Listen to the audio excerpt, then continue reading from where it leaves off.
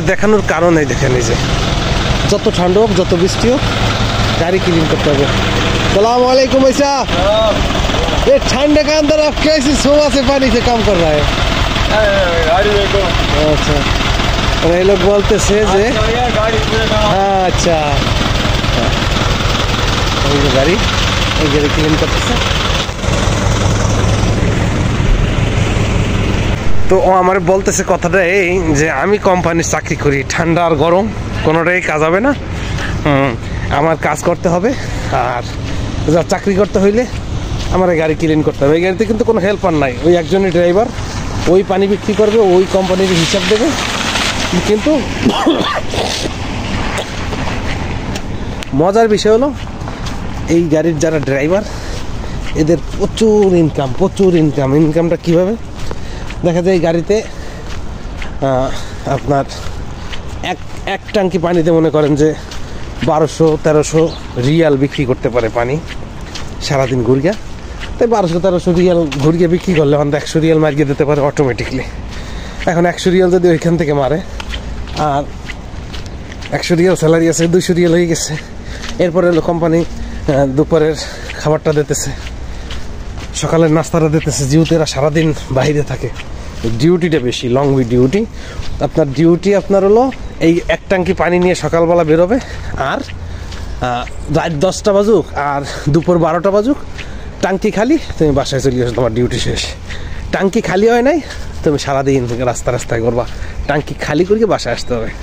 তো এটা খালি করবে কি, রাস্তায় ফেলাই দেবে না, কোম্পানির হিসাব দেওয়া লাগে, টাকার পানির হিসাব দেওয়া লাগে।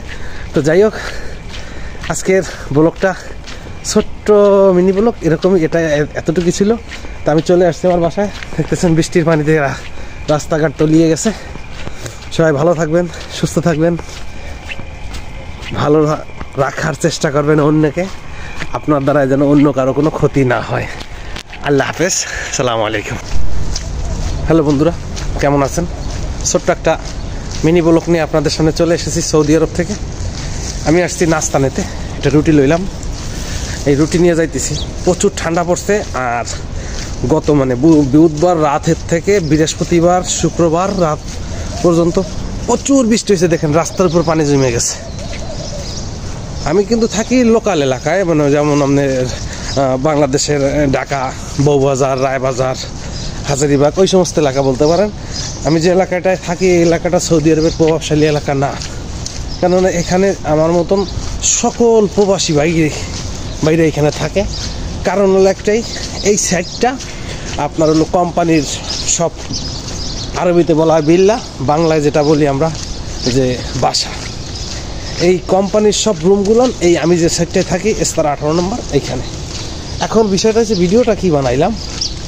ভিডিওটা বানাইলাম হলো আমি যখন রুটি আনতে যাই তখন একটা জিনিস আমার চোখে পড়লো, যে একটা কোম্পানি আছে আমার সামনে, আপনাদের দেখাবো ক্যামেরায়, ভিডিওতে আমি দেখাবো।